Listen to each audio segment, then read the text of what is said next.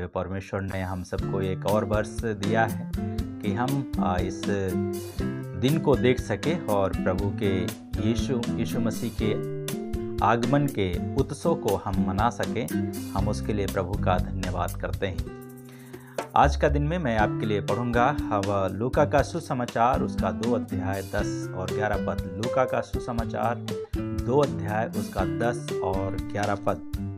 यहाँ पे इस प्रकार से लिखा है, तब स्वर्गदूत ने उनसे कहा, मत डरो, क्योंकि देखो मैं तुम्हें बड़े आनंद का सुसमाचार सुनाता हूँ जो सब लोगों के लिए होगा कि आज दाऊद के नगर में तुम्हारे लिए एक उद्धारकर्ता जन्मा है।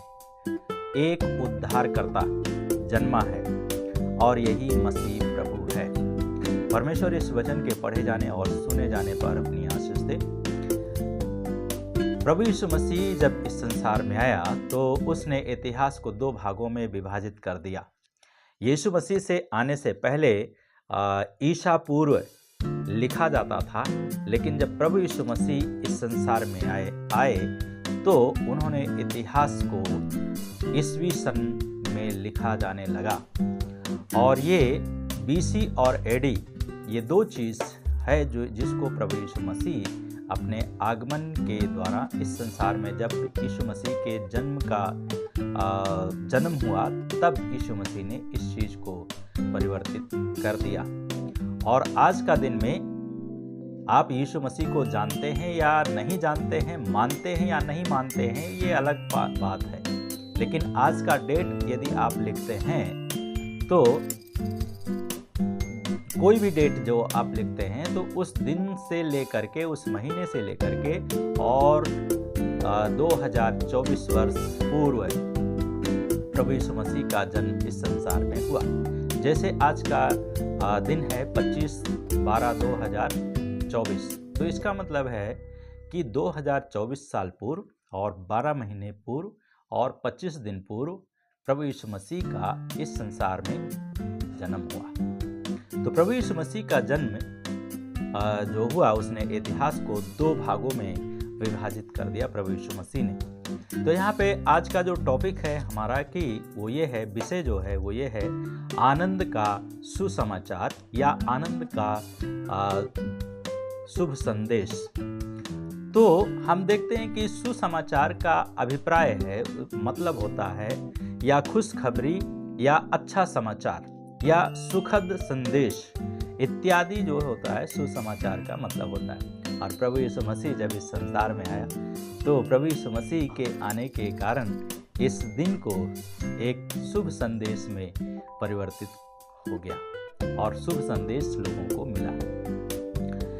शुभ संदेश का मतलब है बंधन से छुटकारा देने वाली बात, हमारे लिए आनंद का संदेश होता है। और यीशु मसीह का जब जन्म हुआ तो ये शुभ संदेश और ये शुभ समाचार स्वर्गदूत लोग सबसे पहले गड़ेड़ियों को दिया, चरवाहों को दिया, जो जंगल में भेड़ बकरी अपना चरा रहे थे, उन लोगों को परमेश्वर के द्वारा स्वर्गदूतों को भेजकर उनके द्वारा संदेश दिया जाता है।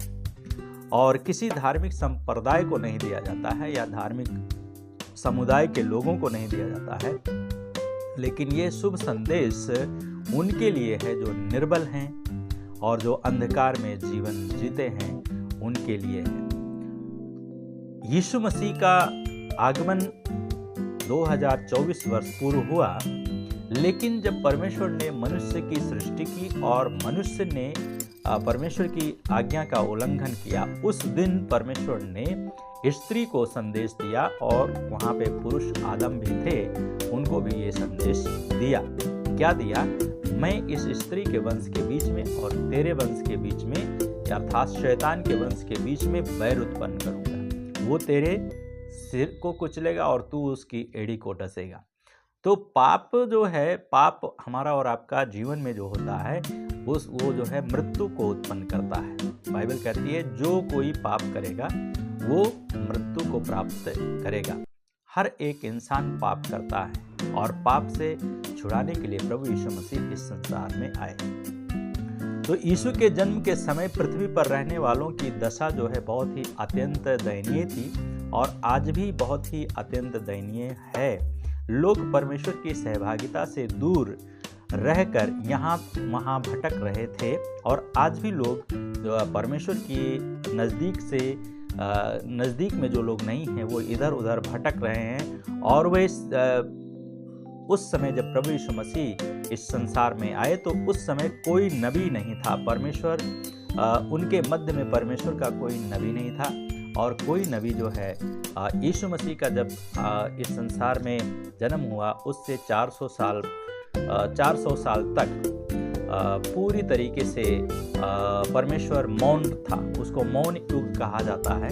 400 वर्ष तक कोई परमेश्वर ने किसी नबी को नहीं भेजा अपना संदेश देने के लिए। और तब इसके बाद में वे सिधाई के मार्ग को छोड़कर अंधेरे के मार्ग में चल रहे थे लोग, और आज भी लोग चल रहे हैं अंधेरे के मार्ग में।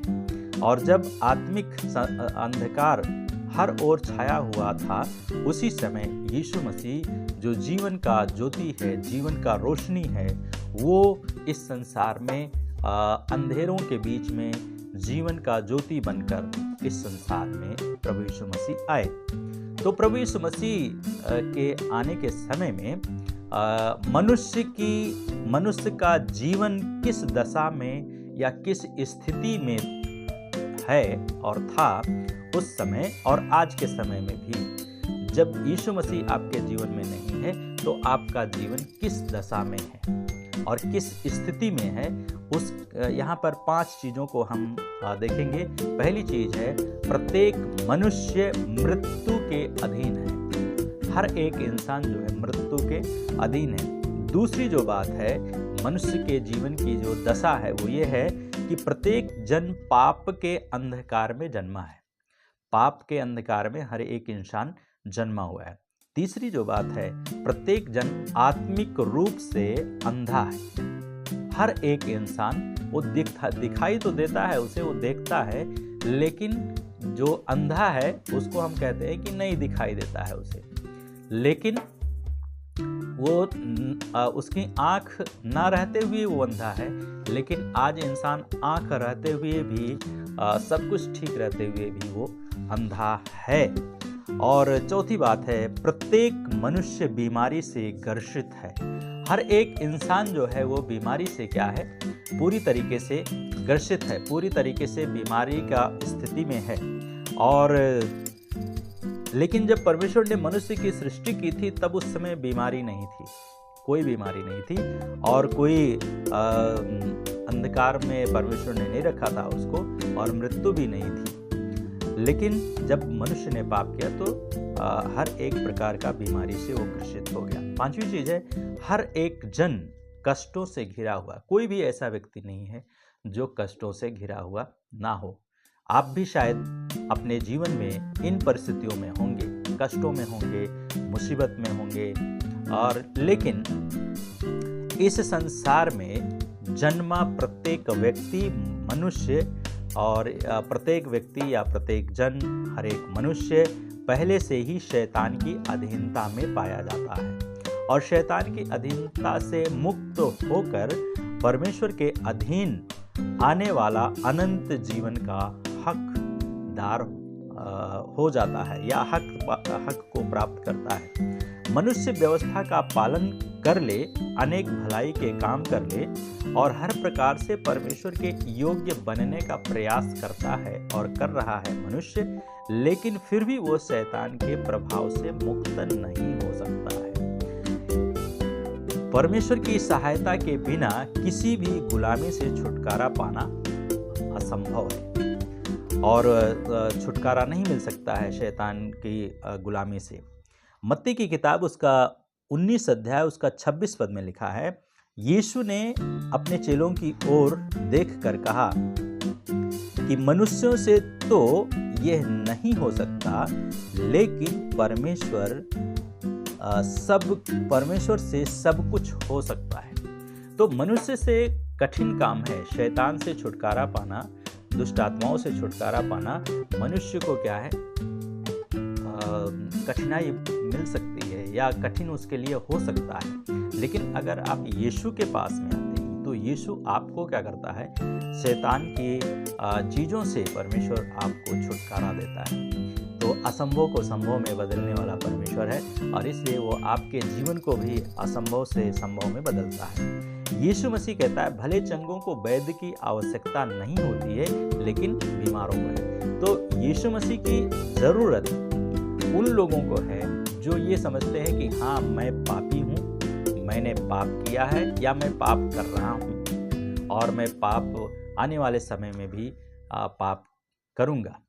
तो जिस प्रकार से हम लोग पढ़ते हैं कि मेरा जो जन्म हुआ है मैं पाप में हुआ है और मैं आने वाले भविष्य में भी पाप करूँगा, हे परमेश्वर मुझे इस पाप से छुटकारा दे। तो पाप से छुटकारा देने के लिए कौन है, कौन आपको पापों से मुक्त करेगा? और इसी पापों से मुक्त करने के लिए प्रभु यीशु मसीह का जन्म हुआ और प्रभु यीशु मसीह इस संसार में आए। तो पाप से ग्रसित बीमारों को आत्मिक वैद्य की आवश्यकता है और पाप एक असाध्य रोग है।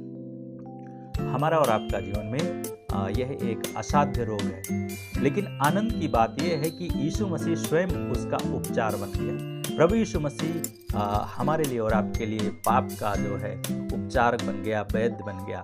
और ये सुसमाचार उनके लिए नहीं है जो स्वयं को निष्पाप और परमेश्वर के योग्य समझते हैं। यदि हम ये सोचते हैं कि हमने कोई पाप नहीं किया है या हम कोई गलती नहीं करते हैं या हम परमेश्वर के योग्य हैं, परमेश्वर हमें स्वीकार करेगा, हमारे अंदर कोई भी कुटिलता नहीं है, कोई भी कमी नहीं है, तो ये आपके लिए यीशु मसीह नहीं है। तब यीशु मसीह उनके लिए है जिनको ये मालूम है कि हाँ, मैं पापी हूँ, मैंने पाप किया है और मैं परमेश्वर के योग्य नहीं बन सकता हूँ। आज कितने लोग परमेश्वर के योग्य बनने की इच्छा रखते हैं और बनने की कोशिश करते हैं और बन रहे हैं, लेकिन वो परमेश्वर नहीं हो सकते, परमेश्वर के योग्य नहीं बन सकते।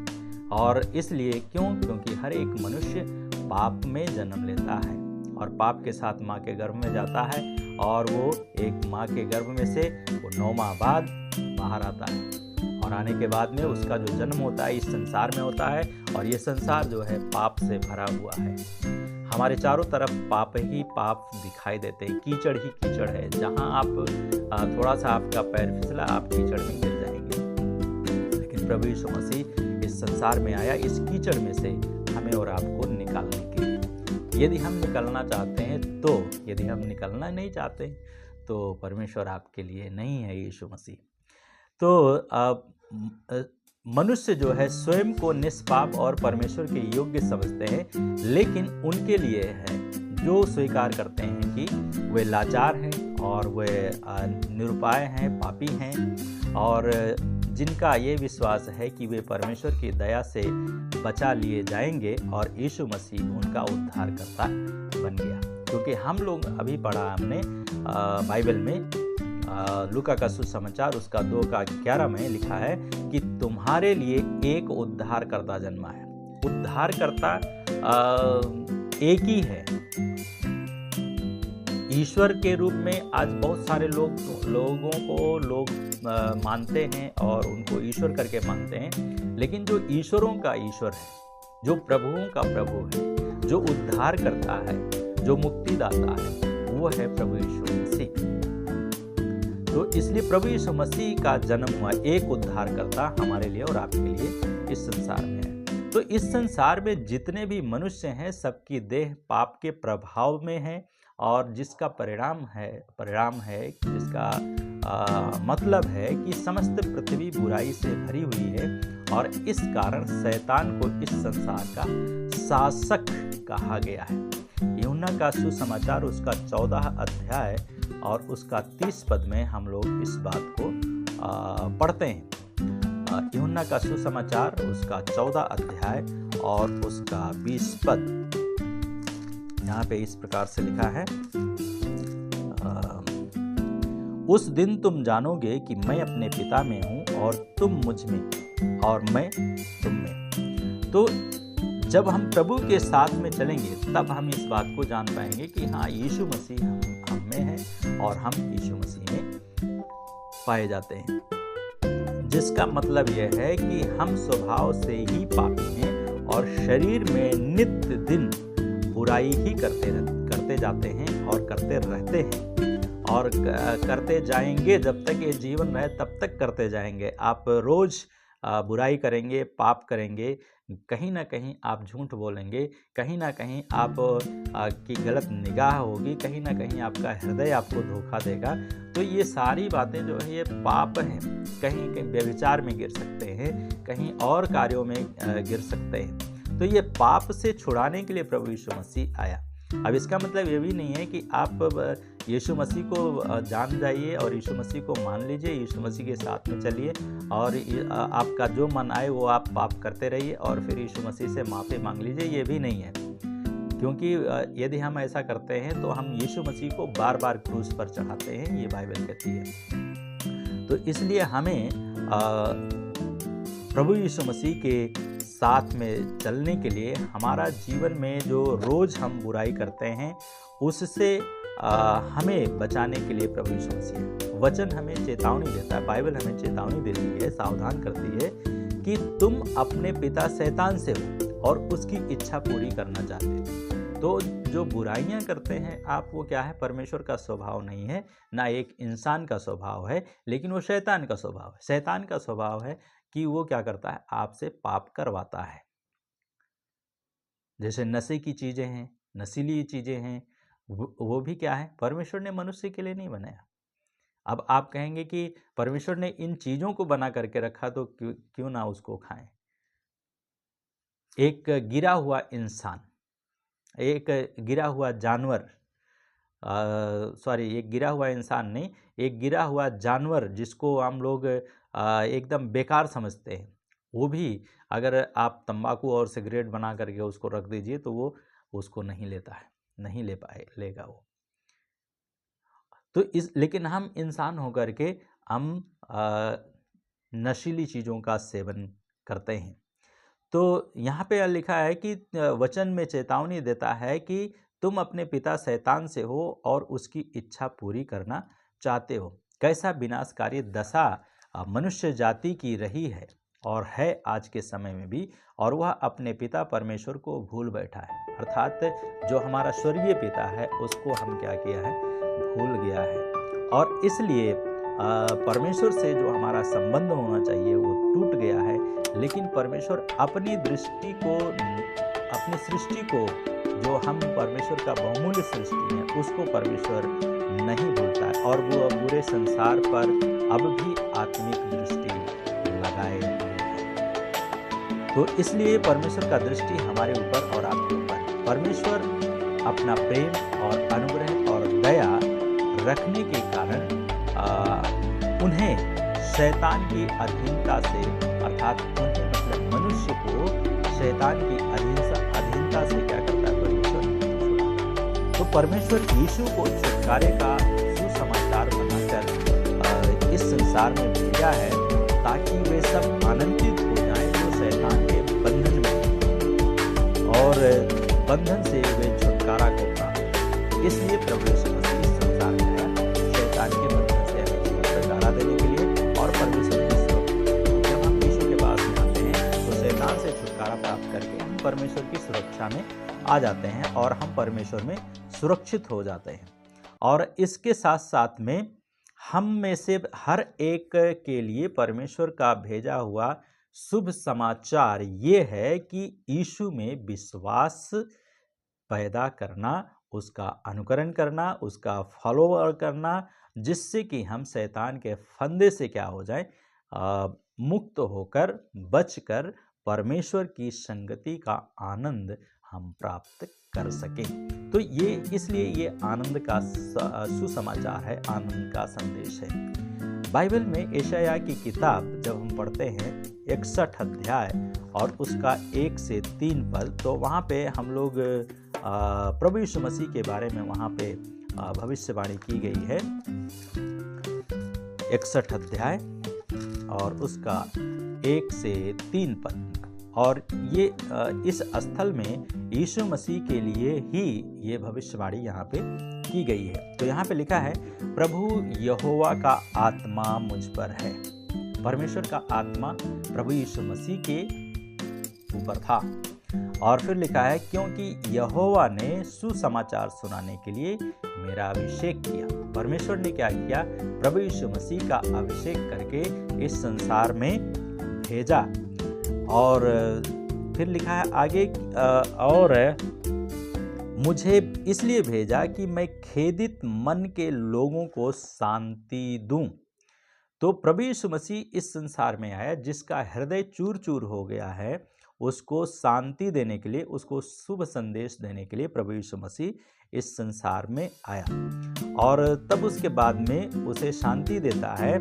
और प्रभु यीशु मसीह इसके आगे लिखा है कि बंदियों के लिए स्वतंत्रता का और कैदियों के लिए छुटकारे का प्रचार करो। प्रभु यीशु मसीह इसलिए आया ताकि जो कैद में है, चाहे वो जेल खाने में हो, या जेल खाना का मतलब क्या है? कई एक तरीके से मनुष्य बंधा हुआ है, संसार में बंधा हुआ है, संसारिकता से बंधा हुआ है, संसार की चीज़ों से बंधा हुआ है, और लोभ से, लालच से, सारी चीज़ों से बंधा हुआ है। उससे मुक्त करने के लिए, छुटकारा देने के लिए प्रभु यीशु मसीह इस संसार में आया। और जेल में से भी बहुतों को परमेश्वर छुड़ाते हैं। ऐसा नहीं है कि जेल में ही वे रहते हैं हमेशा। तो कैदियों के लिए छुटकारे का प्रचार करो। फिर लिखा 2 पद में कि यहोवा के प्रसन्न रहने के वर्ष का और हमारे परमेश्वर के पलटा लेने के दिन का प्रचार करो। तो प्रभु यीशु मसीह प्रभु परमेश्वर पाप के दासत्व से और व्यर्थ सांसारिक परंपराओं और रीतियों के बंधन को तोड़ता है। और परमेश्वर पाप के दासत्व से हमें छुड़ाता है, और परमेश्वर के सुखद राज्य का ज्ञान देता है, और परमेश्वर के न्याय के प्रति हमें सचेत करता है।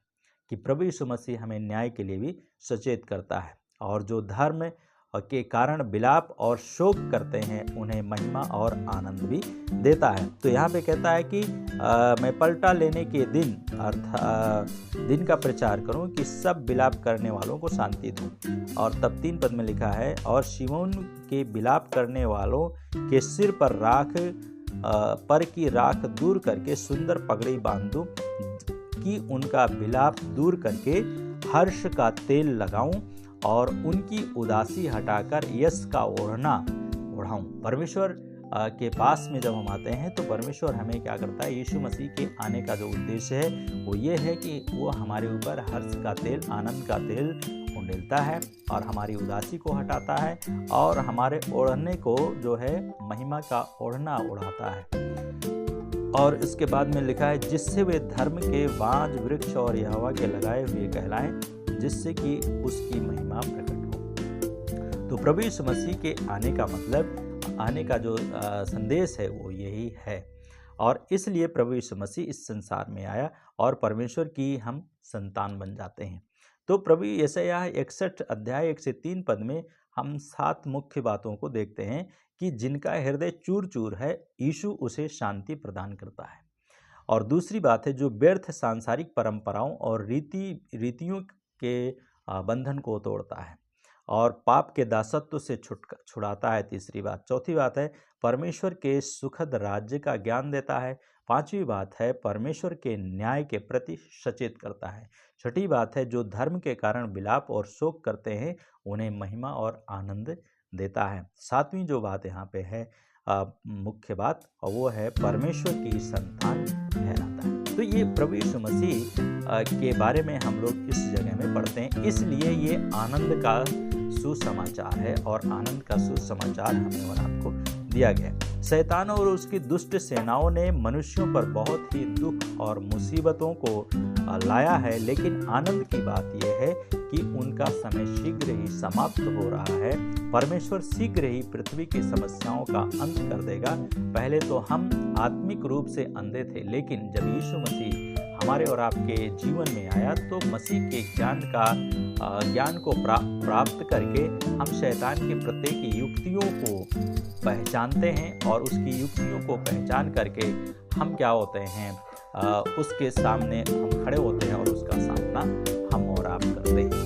तो उसका सामना हमें करना है। जब हम शैतान का सामना करेंगे, बाइबल कहती है शैतान का सामना करो तो वो तुम्हारे पास से भाग जाएगा। तो जब हम परमेश्वर के सामने खड़े होकर के, परमेश्वर के साथ खड़े होकर के शैतान का सामना करते हैं, मुसीबतों का सामना करते हैं, तो हमारा और आपका जीवन में परमेश्वर के द्वारा छुटकारा हम प्राप्त करते हैं और उसकी युक्तियों को हम जानते हैं। तो परमेश्वर ने हमें अपने स्वरूप में सिरजा है और पापमय स्वभाव में होकर भी कुछ सीमा तक प्रेम और दया और न्याय जैसे आत्मिक गुण दिखाते हैं, और उसके साथ साथ में इस पर हम अपने जीवन के लक्ष्य से अनभिज्ञ रहते हैं। और परमेश्वर का धन्यवाद हो कि यीशु के द्वारा हमारी आत्मिक आंखें खुलती हैं और परमेश्वर हमारी आंखों को खोलता है, जिसके परिणाम स्वरूप हम स्वयं को शुद्ध करने और उद्धार को प्राप्त करने हेतु सजग हो जाते हैं। तो ये है, तो पहली बात है कि मनुष्य का जो जीवन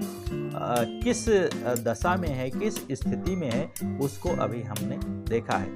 दूसरी जो मुख्य बात है कि यीशु मसीह का जब पहाड़ी उपदेश को हम लोग पढ़ते हैं तो वहाँ पे 9 धन्य वचन है, और जिसका सार हम लोग ये देखते हैं कि हम अंततः दूसरी जो बात है वो ये है कि तीसरी बात में हम यहाँ आ गए। पहली बात हमने देखा कि मनुष्य का जीवन किस दशा में है, और दूसरी जो बात है कि जो अभी यशायाह उसका 61 अध्याय 1 से 3 पद हमने पढ़ा कि उसके अनुसार स्वर्ग में यीशु का अभिषेक किया जाकर उसे पृथ्वी पर शुभ संदेश बनाकर भेजा गया। तो यीशु को जो है इस स्वर्ग में यीशु का अभिषेक किया जाकर उसे इस पृथ्वी पर भेजा गया। तीसरी जो बात यहाँ पर है कि हम अंततः परमेश्वर के आनंद को पा ही लेंगे। जब हम मत्ती की किताब उसका 5वां अध्याय 1 से 12 पद पढ़ते हैं तो हमारे आनंद का जो स्रोत है वो परमेश्वर है, और यीशु आनंद का दाता है। स्रोत परमेश्वर है, यीशु उसका देने वाला है, आनंद को देने वाला है। तो शैतान जो मृतक समान है, शैतान क्या है, मरा हुआ है और वो मृतक समान है, और वो एक बताना चाहता है कि मनुष्य जो कुछ भोग रहा है वही जीवन। आज का समय में जो मनुष्य भोग रहा है वही उसका जीवन। ये शैतान की चाल है, और शैतान इस चीज को क्या करता है, हमें और आपको बताता है और बताने की कोशिश करता है। लेकिन तब जो शैतान उसके बाद में वो कहता है वो यही जीवन है, और उसके बाद में वो कहता है कि मृत्यु के बाद में उसका छुटकारा है। तो शैतान का एक चाल है कि जो हमारा जो जीवन है वो इसी संसार में है, केवल इसी संसार में हम इस जीवन को जी रहे हैं। लेकिन जब हमारा मृत्यु होगा तो हमें क्या होगा, इस जीवन से छुटकारा होगा। लेकिन बाइबल इस बात को नहीं कहती है इस प्रकार से, बाइबल उसके आगे भी कहती है। तो आगे हमारे लिए और आपके लिए ये है कि मृत्यु उसका छुटकारा नहीं है, लेकिन इसके अलावा यीशु अनंत जीवन की प्रतिज्ञा देता है। यीशु मसीह कहता है जो मुझ पर विश्वास करता है यदि वो मर भी जाए तो भी जिएगा। तो हम और आप जब यीशु पर विश्वास करते हैं तो आनंद का सुसमाचार ये है कि यीशु पर विश्वास करने वाला व्यक्ति कभी मरता नहीं है, क्योंकि यीशु मसीह कह रहा है उसके बाद में अनंत जीवन है और वो कभी मरता ही नहीं है। तो यीशु पर विश्वास करने वाला व्यक्ति वो कभी मरता ही नहीं है, वो केवल इस शरीर में मरता है, लेकिन वो उसका आत्मा नहीं मरता है। लेकिन जो यीशु को नहीं जानता है वो आत्मिक रूप से क्या है, मरा हुआ है। तो इसलिए हमें इस चीज को जानने की आवश्यकता है। प्रत्येक मनुष्य में वंशानुगत पाप है, और पाप जो है आदम द्वारा हमें मिलता है, जो वंशानुक्रम के अनुसार है उसके अनुसार हम उसे प्राप्त करते हैं और उसे हम पाते हैं। तो ये पाप अलग अलग रूप में होते हैं, और वही कुछ बुराइयां दुष्ट आत्माओं का देह में वास होने से उत्पन्न होता है। और इस प्रकार से हम जिस आत्मिक अंधकार में जन्म लेते हैं वो हमारे ही किसी कामों पर आधारित नहीं है। हमें पापी दशा के लिए दोषी नहीं ठहराया जाता है। पाप मुक्त होना हमारे बस में नहीं है। यीशु स्वर्ग से संदेश बनकर इस धरती पर आया और वही हमारे सब दोषों को दूर करता है और हमारे भीतरी मनुष्यत्व में कई असाध्य रोग पाए जाते हैं, हमारे हृदय में कई असाध्य रोग पाए जाते हैं और इसके प्रभाव से शोक होता है, निराशा होती है और अशांति होती है हर एक का जीवन में, और अशांति ही जन्म लेती है और जीवन में ऐसा लगता है मानो बचाव का मार्ग है ही नहीं। कई बार मनुष्य इस प्रकार की स्थिति में पहुंच जाता है और वो आत्महत्या कर लेता है, इसलिए कि उसको ये बात नहीं मालूम है कि इसके बाद में भी ये जीवन है। वो सोचता है कि इसी जो है शरीर जो है यही अभी का जो जीवन है यही जीवन है, इसके बाद में कुछ भी नहीं है। तो इसलिए जीवन में ऐसा लगता है कि मानो बचाव का मार्ग कहीं नहीं, ऐसा नहीं है। ये ना भूलें कि हम सबका पिता परमेश्वर स्वर्ग में है और जिसे हमारी चिंता है और वही हमारा विकास के लिए मार्ग बनता है और हमारे छुटकारे का मार्ग बनता है और सारे रोगों से छुटकाई देता है और आनंदित जीवन में लौटाता है परमेश्वर हमें। तो निराशा से हमें आनंद की ओर लेकर के जाता है। यीशु ऐसे ही निराश और भटके हुए लोगों का उद्धार करने के लिए प्रभु यीशु मसीह इस संसार में है। तो क्या आप भी निराश हैं अपने जीवन में? यदि आप भी निराश हैं अपने जीवन में तो प्रभु यीशु मसीह आपको भी ढूंढने के लिए आया इस संसार में। हम लूका का सुसमाचार उसका 19 अध्याय और उसका 10 पद में पढ़ते हैं। जब जक्कई से प्रभु यीशु मसीह बात किए और बातचीत करने के बाद में उसके घर में गए और उसके घर में जाने के बाद में जब उसने अपनी धन संपत्ति को जो उसने रखा था जबरदस्ती लोगों से लेकर के उसको बांट दिया, तो प्रभु यीशु मसीह ने कहा मनुष्य का पुत्र खोए हुए को ढूंढने और उनका उद्धार करने के लिए इस संसार में आया। तो प्रभु यीशु मसीह इस संसार में आया। आनंद का सुसमाचार ये है कि प्रभु यीशु मसीह हमें और आपको ढूंढने के लिए आया। क्या हम उससे मिलना चाहते हैं या नहीं मिलना चाहते हैं, यह हमारे ऊपर निर्भर करता है। लेकिन यदि आप मिलना चाहते हैं तो प्रभु यीशु मसीह आपको आपका उद्धार करता नजर आया है और आपको उद्धार करता, क्योंकि हमने पढ़ा था कि तुम्हारे लिए एक उद्धारकर्ता जन्मा है और यही मसीह है।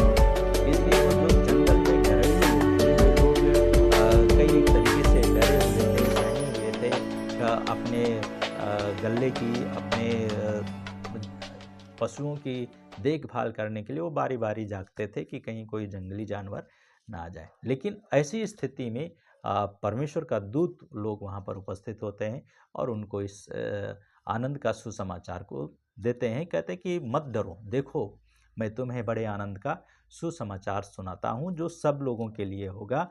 ये किसी एक जाति के लिए नहीं है, यीशु मसीह हर एक के लिए, सब लोगों के लिए है।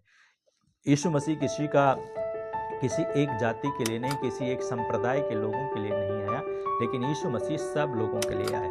यूहन्ना 3:16 में भी हम लोग पढ़ते हैं कि परमेश्वर ने जगत से ऐसा प्रेम किया कि उसने अपना इकलौता पुत्र दे दिया।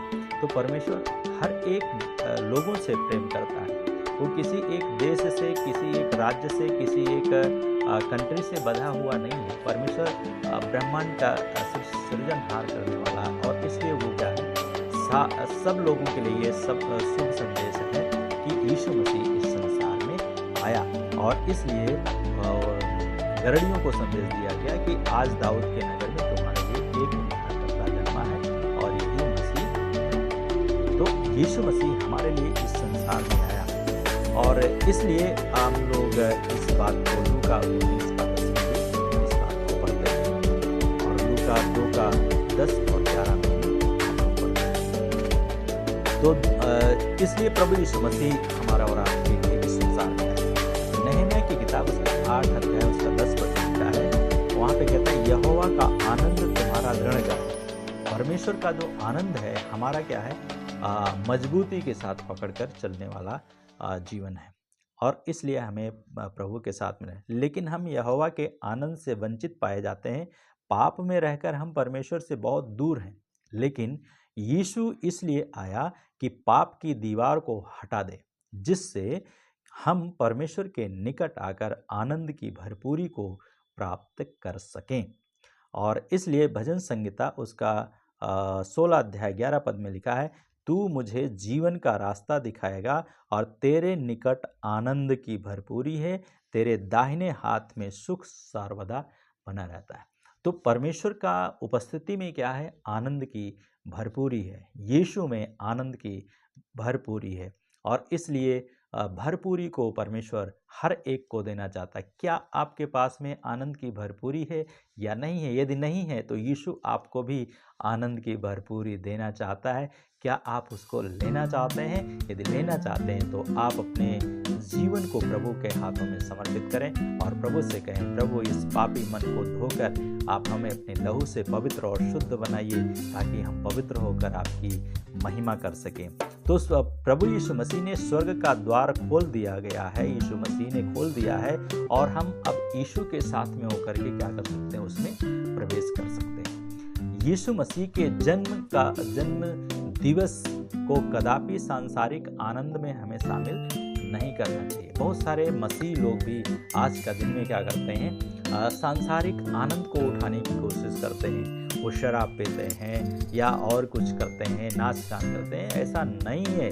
यीशु मसीह आपके लिए आया है इस संसार में और यीशु मसीह सांसारिक आनंद देने के लिए नहीं आया, लेकिन आत्मिक आनंद देने के लिए, जो आप उसको संसार में नहीं प्राप्त कर सकते हैं, किसी आप रुपए से भी खरीद नहीं सकते हैं। लेकिन प्रभु यीशु मसीह ने मुफ्त में आपको स्वर्ग के राज्य का वारिस बनाने के लिए प्रभु यीशु मसीह इस धरती पर आया। तो इसलिए यीशु मसीह के जन्म दिवस को आप किसी भी तरीके से संसार की तौर तरीके से उसको ना मनाएं, लेकिन आप यीशु मसीह को जानिए और यीशु मसीह को जानने के बाद में उसको अपने दिल का राजा बनाइए। और यीशु जब आपके दिल का राजा बन जाएगा तो आपका जीवन जो है आनंद से भरपूर हो जाएगा और आपके लिए एक आनंद का सुसमाचार होगा। परमेश्वर आपकी परिस्थिति को बदलना चाहता है, परमेश्वर आपका जीवन को बदलना चाहता है, परमेश्वर आपके काम के कार्य करने का तरीके को बदलना चाहता है, आपके बात व्यवहार को बदलना चाहता है, आपका जीवन शैली को बदलना चाहता है, आपके नशे का जो आदत है उससे आपको परमेश्वर छुटकारा देना चाहता है और परमेश्वर आपको पवित्र और अपने जैसा बनाने के लिए प्रभु यीशु मसीह इस धरती पर आया। और इसलिए यीशु मसीह ने क्रूस पर खून भी बहाया और खून बहा करके हमें और आपको मोल भी ले लिया। तो हमें याद रखना है कि यीशु मसीह का जो जन्म दिवस है उसको हम जब मना रहे हैं इस वर्ष में, और तो हमें इस वर्ष में संसार के आनंद के तरीके से हमें इसको नहीं मनाना है। यीशु इस संसार के नश्वर वस्तुओं को देकर आनंद प्रदान नहीं करता है। यदि आपने कोई उपलब्धि पाई है या अमुक वस्तु पाकर खुश हो गए हैं, प्रसन्न हो गए हैं, तो परमेश्वर को अवश्य ही धन्यवाद देना चाहिए और धन्यवाद देना है। लेकिन इसका मतलब ये नहीं है कि परमेश्वर वर्तमान में हमें सुखी करना चाहता है। यह मनुष्य जीवन कष्टों से भरा है और स्वर्गीय आनंद प्राप्त करने की तैयारी में है और हमें उसकी तैयारी में रहना चाहिए। स्वर्गीय आनंद को प्राप्त करने के लिए हमें उसकी तैयारी करनी चाहिए। यहाँ यीशु हमारा सहायक है और सामर्थ्य देता है हमें, और परमेश्वर ने हमें आनंदित रहने के लिए सृजा है। और हमारा पापी स्वभाव बड़ा अवरोध है और इसे हटाया जाना बहुत ही आवश्यक है। तो जब तक हम अपने पापी स्वभाव को नहीं हटाएंगे, हम परमेश्वर के द्वारा जो है आनंद की भरपूरी को नहीं प्राप्त करेंगे। तो परमेश्वर हमें अंततः परमेश्वर के आनंद को हमें प्राप्त करना है अपने जीवन में। हम जैसे हैं वैसे ही नहीं रहना है, लेकिन हमें परमेश्वर के आनंद को क्या करना है? प्राप्त करना है।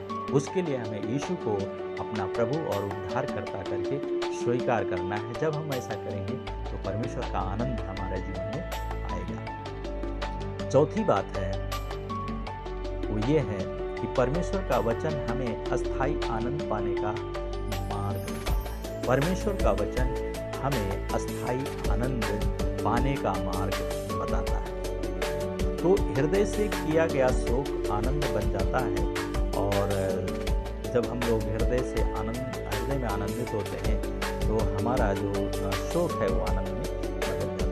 पहली चीज। तो परमेश्वर का वचन हमें अस्थाई आनंद पाने का मार्ग बताता है। उसमें पहली चीज है, हृदय से किया गया शोक आनंद बन जाता है। यूहन्ना का सुसमाचार जब हम लोग पढ़ते हैं उसका 16 अध्याय और उसका 20 पद में, तो इस जगह में हम लोग इस बात को पढ़ते हैं। यूहन्ना का सुसमाचार और उसका 16 अध्याय और उसका 20 पद। हाँ, यूहन्ना 16 उसका 20। मैं तुमसे सच सच कहता हूँ कि तुम रोओगे और विलाप करोगे, परंतु संसार आनंद करेगा। तुम्हें शोक होगा, परंतु तुम्हारा शोक आनंद में बदल जाएगा। यहाँ पे प्रभु यीशु मसीह कहते हैं कि मैं तुमसे सच सच कहता हूँ। क्या कहता हूँ? सच सच, तुम रोओगे और विलाप करोगे। संसार का लोग रोएगा, विलाप करेगा, लेकिन करोगे, परंतु संसार आनंद करेगा। जब हम कष्ट में होते हैं, परेशानी में होते हैं, तो संसार का लोग क्या होता है? आनंद मनाता है। लेकिन उसके बाद में लिखा है तुम्हें शोक होगा। जब लोग आनंद मनाएंगे तो हमें और आपको भी शोक होगा, लेकिन प्रभु यीशु मसीह कह रहे हैं परंतु तुम्हारा शोक आनंद में बदल जाएगा। तो हमारा हृदय से किया गया शोक हमारा जो है आनंद में बदल जाएगा। दूसरी जो बात है, क्लेश उठाते समय आनंद बढ़ता जाता है। जब हम क्लेश उठाते हैं तो उस समय क्या होता है? हमारा आनंद बढ़ता जाता है। उसके लिए हम लोग पढ़ेंगे 2 कुरिन्थियों उसका 7 अध्याय और उसका 4 पद। यहाँ पे इस प्रकार से, मैं तुमसे बहुत हियाव के साथ बोल रहा हूँ, मैं तुमसे बड़े हियाव के साथ में बोल रहा हूँ, मुझे तुम पर बड़ा घमंड है। ये पौलुस प्रेरित कुरिन्थ की कलीसिया को लिखते हैं, और ये आज जब हम सुन रहे हैं तो ये मेरे लिए है, आपके लिए है। और इसलिए कहता है कि मैं बड़े हियाव के साथ बोल रहा हूँ। क्या बोल रहा हूँ? मुझे तुम पर बड़ा घमंड है। क्यों घमंड है? मैं शांति से भर गया हूँ। और फिर कहता है अपने सारे क्लेश में मैं आनंद से अति भरपूर रहता हूँ। तो हमें आनंद के साथ में भरपूर रहना है और हमें परमेश्वर की महिमा करनी है। तो इसलिए कष्ट जो है उठाते हैं तो हम आनंद से भी भरपूर होते हैं। और तीसरी बात है, परीक्षा के द्वारा आनंद पाने की योग्यता हमारे अंदर और आपके अंदर बढ़ती जाती है इस पद को पढ़ने के द्वारा। और याकूब की चौथी बात है, यीशु ने स्वयं इस मार्ग को सिद्ध किया और कहा द्वार मैं। प्रभु यीशु मसीह ने भी दुख उठाकर, कष्ट उठाकर हमारे लिए और आपके लिए क्या किया? मार्ग को सिद्ध बनाया, ताकि हम परमेश्वर के साथ स्वर्ग में प्रवेश कर सकें। और याकूब की किताब उसका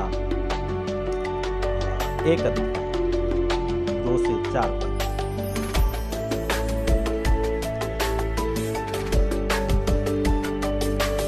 इस प्रकार से लिखा है, हे मेरे भाइयों, जब तुम नाना प्रकार की परीक्षाओं में पड़ो तो इसको पूरे आनंद की बात समझो, ये जानकर कि तुम्हारे विश्वास के परखे जाने से धीरज बनता है।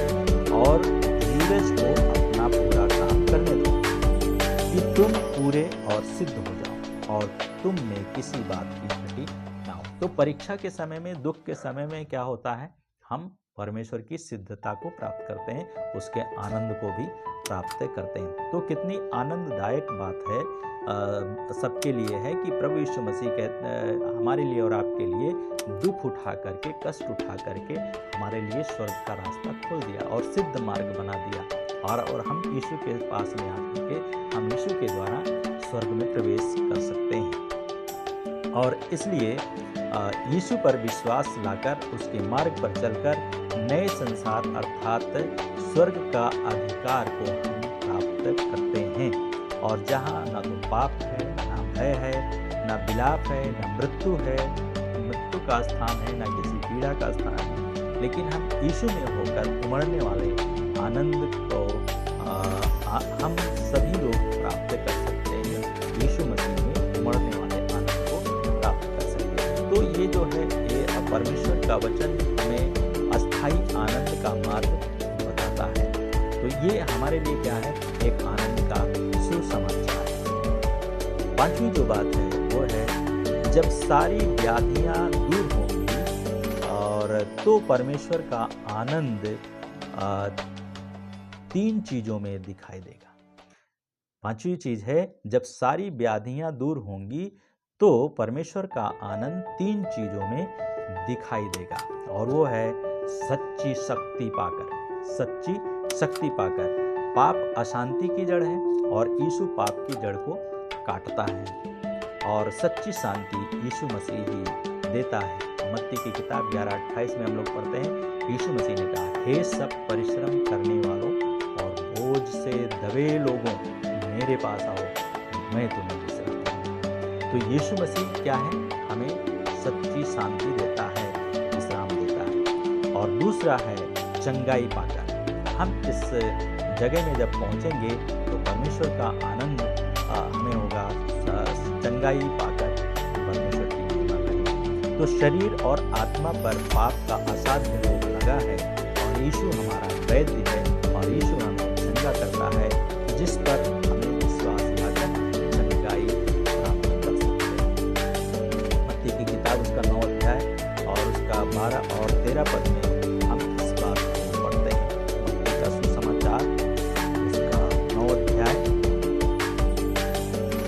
और उसका 12 और 13 पद।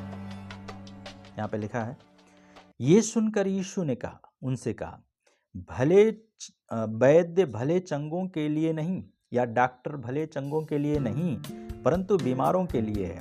इसलिए तुम जाकर इसका अर्थ सीख लो, मैं बलिदान नहीं परंतु दया चाहता हूँ, क्योंकि मैं धर्मियों को नहीं परंतु पापियों को बुलाने के लिए आया हूँ। यीशु मसीह इस संसार में आया धर्मी लोगों को बुलाने के लिए नहीं, लेकिन पापी लोगों को। तो उदाहरण भी दिया यीशु मसीह कि डॉक्टर उसको जरूरत है जो बीमार है।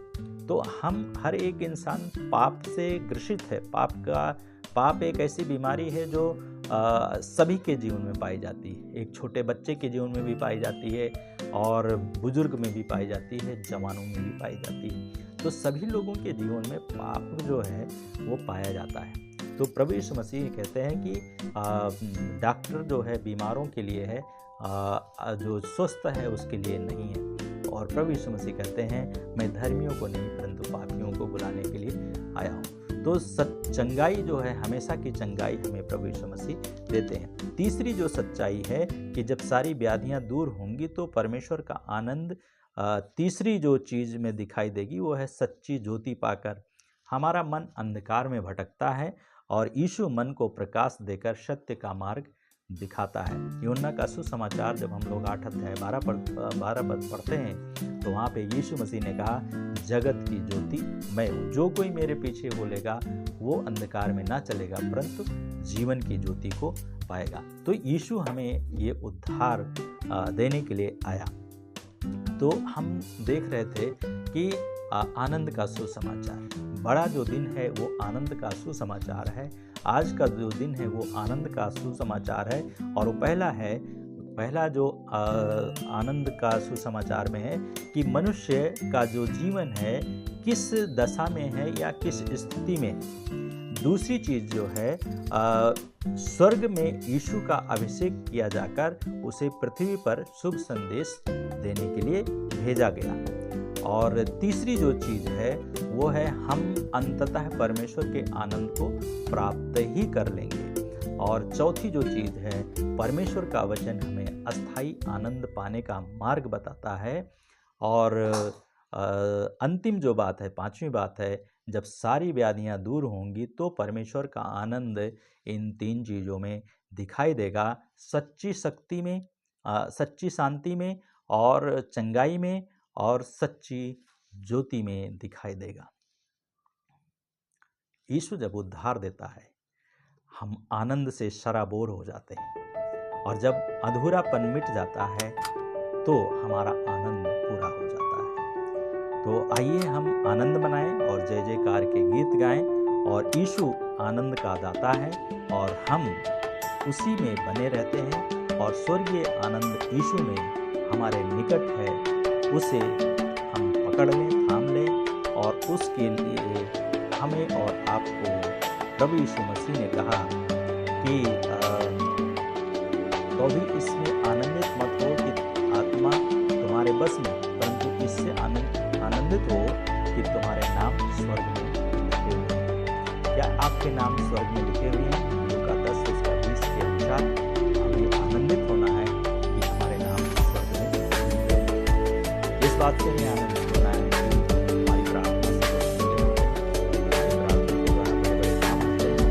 हम आज प्रार्थना करते हैं तो लोग बहुत कुछ छल-कूद करते हैं। ये नहीं, हमारा प्रभु का जो उद्देश्य है ये है, क्या हमारा नाम स्वर्ग के जीवन की पुस्तक में लिखा है या नहीं। तो प्रभु यीशु मसीह इस संसार में आया, जन्म लिया, हमारे लिए इस संसार में आया और वो आने के बाद में क्रूस पर मारा गया और वो गाड़ा गया और तीसरे दिन मृतकों में से जी उठा, स्वर्ग में गया, फिर से वापस आने वाला है यीशु मसीह। क्या करने के लिए? ये जो लास्ट में हमने देखा था कि जब सारी व्याधियां दूर होंगी तो परमेश्वर का आनंद 3 चीज़ों में दिखाई देगा। ये यहाँ पर भी अभी भी दिखाई देता है, लेकिन आने वाले समय में जब प्रभु यीशु मसीह आएंगे तो पूरा होगा वो आनंद। क्या आपके लिए ये आनंद का सुसमाचार आपके पास में है या नहीं है? या आपका आनंद का सुसमाचार, आनंद का जो जीवन है वो शिथिल पड़ गया है? अगर शिथिल पड़ गया है, हम फिर से इस वर्ष में अपने आप को, आज क्रिसमस के दिन में, बड़े दिन के समय में अपने आप को तरोताज़ा करें और अपने आप को परमेश्वर को सौंपें। आइए दुआ करें। परमेश्वर पिता, हम धन्यवाद देते हैं आज का दिन के इस समय के लिए जो आपने हमारे लिए दिया। हम आपकी स्तुति करते हैं, प्रार्थना करते हैं प्रभु, हर एक का जीवन में अपनी आशीष देकर अपनी महिमा को आप प्रकट करें और ये दिन उनके लिए आनंद का सुसमाचार बन जाए, जो लोग इससे अनभिज्ञ हैं, ताकि उनका जीवन भी पाप से बच जाए और वो आपका स्वर्गीय राज्य में प्रवेश कर सके। धन्यवाद के साथ प्रत्येक जीवन को आपके हाथ में देते हुए, और जिन लोगों ने सुना उन्हें भी आशीष दे और जो और सुनेंगे उनको भी आशीष दीजिए। हम प्रार्थना करते हैं, अपने राज्य का वारिस बनाए लीजिए ताकि सभी लोग आपका राज्य में प्रवेश कर सकें। धन्यवाद के साथ सारा महिमा आपको देते हुए उनके घर परिवार में आपका आशीष मांगते हैं, सबके जीवन में आपका आशीष मांगते हैं, उनके पारिवारिक जीवन में आशीष मांगते हैं, कलीसियाई जीवन में आशीष मांगते हैं, सामाजिक जीवन में आशीष मांगते हैं और हर एक जगह आपका धन्यवाद के साथ इस प्रार्थना को यीशु के नाम से, आमीन, आमीन। प्रभु आप सबको आशीष दे और एक बार फिर से बड़े दिन की बहुत सारी शुभकामनाओं के साथ आज का इस संदेश को यहाँ पे हम समाप्त करते हैं। प्रभु आशीष दे।